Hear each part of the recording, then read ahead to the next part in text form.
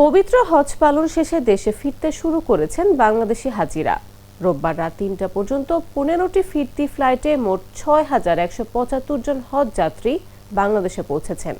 একই সময়ে সৌদি আরবে বাংলাদেশি হাজিদের মধ্যে মৃত্যুর সংখ্যা দাঁড়িয়েছে ৩৭ জনে।